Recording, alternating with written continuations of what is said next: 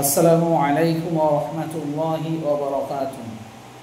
ইন্নাল হামদালিল্লাহি নাহমাদুহু ওয়া নুসাল্লি আলা রাসূলিহিল কারীম, আম্মা বা'দ। ফাআউযু বিল্লাহি মিনাশ শাইতানির রাজীম। বিসমিল্লাহির রাহমানির রহিম।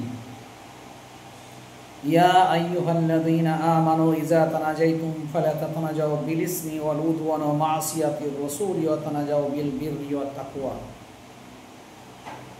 قال رسول الله صلى الله عليه وسلم في الحديث المبارك الغيبة أشد من الزنا।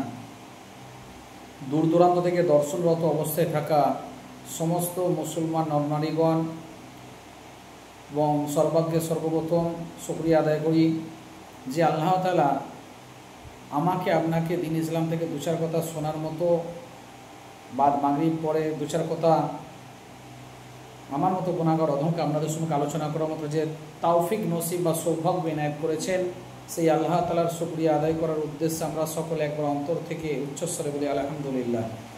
তারপরে তাজদানে মদিনা আহমদ মুস্তাফা সাইয়্যিদুল আম্বিয়া সাইয়্যিদুল মুরসালিন নবী করিম সাল্লাল্লাহু আলাইহি ওয়াসাল্লাম, সেই নবী পাকের উপর শত কোটি দরুদের নাজরানা বর্ষিত হোক।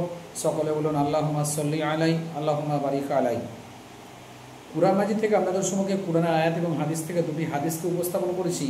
তার আগে বলবো, আমি সনাতন ধর্ম থেকে ইসলাম ধর্ম গ্রহণ করেছি, নও মুসলিম ইব্রাহিম।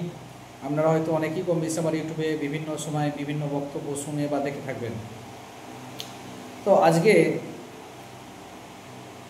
আমার যত সাবস্ক্রাইবার বা ফলোয়ার যারা আপনারা রয়েছেন বা এই ভিডিও যারা যারা আপনারা দেখছেন, সকলের কাছে একটাই রিকোয়েস্ট যে এইটা যেহেতু একটা দ্বীনি আলোচনা, ইসলামিক আলোচনা, এই আলোচনাটি অন্যজনের কাছে আপনি পৌঁছে দেবেন। আগে ভিডিওটিকে ভালো করে শ্রবণ করবেন, শুনবেন, দেখবেন, তারপরে তাতে লাইক, কমেন্ট বা শেয়ারের মাধ্যমে অন্যজনের কাছে সেটা পৌঁছে দিয়ে অন্যজনকেও দ্বীনি জ্ঞান অর্জন করতে আপনি সাহায্য করবেন। ফলে আপনি বসে বসে সদগায়ে জারিয়া কিন্তু নেকি পেতে থাকবেন। তো কুরআন মাজিদ থেকে যে আয়াতটি পেশ করেছি সূরাতুল মুজাদালা, পারা নম্বর 28 পারা 9 নম্বর আয়াত।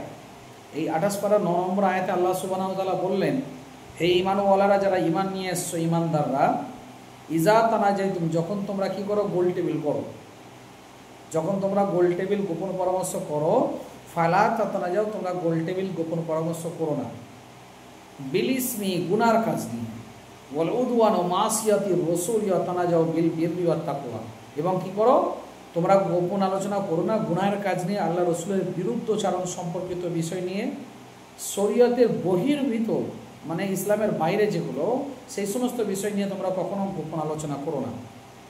এবং আল্লাহ পাক বললেন, তোমরা গোপন আলোচনা করো কি নিয়ে, বিল বিররি ওয়াত তাকওয়া, তোমরা গোপন আলোচনা, গোপন পরামর্শ করো নেকির ভয় নিয়ে, আল্লাহর ভয় নিয়ে, নেকির বিষয় নিয়ে, আল্লাহর ভয় নিয়ে, ইত্যাদি ইত্যাদি। কিন্তু আজকে আমরা লক্ষ্য করলে দেখবেন, আল্লাহ পাক নিষেধ করার পরেও মনের মাথায় চায়ের দোকান, কলতলায়, পুকুরঘাট, হাটে বাজার ইত্যাদি জায়গায় বিভিন্ন রকমভাবে ওই বাড়ির লোকটা কেমন, ওই বাড়ির বউটা কেমন, বাড়িতে 5টা ভাই রয়েছে, 4টে ভাইকে কীভাবে ফাঁকি দিয়ে বাবার কাছ থেকে টোটাল জমি জায়গা সম্পত্তিটা লিখিয়ে নিয়ে যাবে, ইত্যাদি ইত্যাদি। বা স্বামীর আড়ালে, নজরের আড়ালে কীরকমভাবে মানে খারাপ সম্পর্ক অর্থাৎ জেনায় লিপ্ত হওয়া যাবে ইত্যাদি, এই রকমও কিন্তু বহু আলোচনা কিন্তু লক্ষ্য করলে আপনারা দেখে থাকবেন সমাজে অহরহ করছে। আল্লাহ পাক যেহেতু বললেন যে তোমরা গোপন আলোচনা করো না গুনার কাজ নিয়ে, যেহেতু গোপন আলোচনা গুনার কাজ নিয়ে যদি কেউ করে, সে আল্লাহ পাকের নিষেধাজ্ঞার বাণীর বিরুদ্ধে গেলেন। আল্লাহ পাক নিষেধ করলেন, আল্লাহ পাকের নিষেধাজ্ঞা সেই ব্যক্তি মানল না। তাহলে আল্লাহ পাকের নিষেধাজ্ঞা যদি না মানা হয়, জেনে বুঝে সেই ব্যক্তি যদি আল্লাহ পাকের নিষেধাজ্ঞার বিরুদ্ধে যায়, ফারজিয়াত হুকুম যেটা আল্লাহ পাক নিষেধ করেছেন, তারপরে সেটাকে যদি অবজ্ঞা করে ঠেলে দিয়ে সেইটাকেই করা হয়, সেই নিষেধ কাজটাকেই যদি করা হয়, এবার আপনারা বলেন সেখানে ইমানের প্রশ্ন আসে, ইমানটা থাকতে পারে নাকি চলে যেতে পারে, ইত্যাদি বিষয় রয়েছে যদি জেনে বুঝে কেউ করে। এবং তার সাথে সাথে আরও একটা বিষয় হাদিসের ভিতরে এসেছে, আল গীবাতু আসাদ্দু মিনাল জিনা। এই প্রসঙ্গ বলতে গিয়ে না বললে নয়, রাসূল পাক সাল্লাল্লাহু আলাইহি ওয়াসাল্লাম হাদিস পাকের ভিতরে বলেছেন, আর দুনিয়াও মাজরাতুল আখিরাত, দুনিয়াটা একটা আখিরাতের পুঁজি জোগাড়ের জায়গা। এই দুনিয়াতে আমরা আখিরাতের জন্য পুঁজি জোগাড় করতে এসেছি একরকম দেখতে গেলে। তো এই দুনিয়াতে আখিরাতের জন্য যে আমরা পুঁজি জোগাড় করতে এসেছি, দেখেন এই সম্পর্কে এই হাদিসটা মানে কেমনভাবে আমরা আখিরাতের জন্য পুঁজি জোগাড় করছি।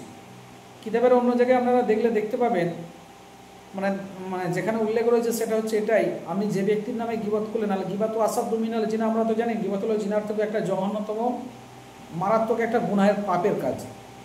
কিন্তু তার সাথে সাথে যে ব্যক্তিটার নামে আপনি গীবত করলেন, সেই ব্যক্তিটার নামে গীবত করার কারণে সেই ব্যক্তি যতগুলো নেকি রোজগার করেছেন, যে ব্যক্তিটার নামে গীবত করলেন সেই ব্যক্তি যতগুলো গুনাহ করেছেন, তার আমল নামায় যতগুলো গুনাহ লেখা আছে, সমস্ত গুনাহগুলো কেটে নিয়ে আল্লাহ সুবহানাহু ওয়া তাআলা আপনার নামায় আমলে বসিয়ে দেবেন।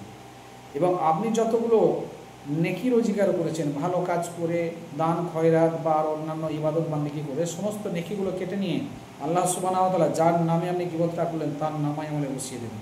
তার মানে ব্যাপারটা কী দাঁড়ালো, উনি ফজরের নামাজ পড়লেন, কষ্ট করলেন, রোজগার করে, মানে আল্লাহ পাক রব্বুল আলামিনকে খুশি করানো, রাজি করানোর চেষ্টা করলেন, কিছু নেকি রোজগার করলেন, কিন্তু দিয়ে দিলেন অন্যজনকে। আমরা নির্ফল জিরো ভাণ্ডার ফাঁকা, এই তো আমার আখিরাতের জন্য পুঁজি জোগাড় করছি। রাসূল পাক সাল্লাল্লাহু আলাইহি সাল্লাম বললেন যে আল গীবাতু আসাদ্দু মিনাল জিনা, গীবত হলো জিনার থেকে একটা মারাত্মক পাপের গুনার কাজ।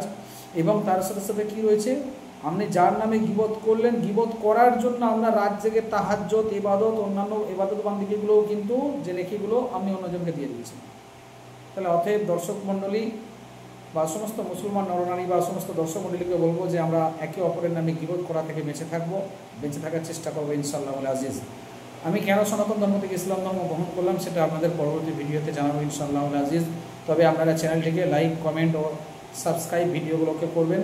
চ্যানেলটিকে সাবস্ক্রাইব করে অল বটনটি আপনারা অন করে দেবেন ও ভিডিওগুলোকে শেয়ার করে অন্যজনের কাছে পৌঁছে দিয়ে তাকে দিনই ইসলাম জ্ঞান অর্জন করতে সাহায্য করবেন। এবং আরেকটি নিউ ইসলামিক বাংলা ওয়াজ বা নব মুসলিম ইব্রাহিম যদি বলেন ইউটিউবে আমার নামে অন্যান্য অনেক ভিডিও আপনারা পেয়ে যাবেন, সেখানেও দেখতে পারেন অন্য চ্যানেলের মাধ্যমে। তো যাই হোক, আমাদের কাছে বলার মধ্যে যদি কোনো ত্রুটি বিচ্ছুরি বিয়াদবি হয়ে থাকে, ছোটো ভাই বা ছেলে হিসেবে কিছু মনে করবেন না, ক্ষমা করে দেবেন।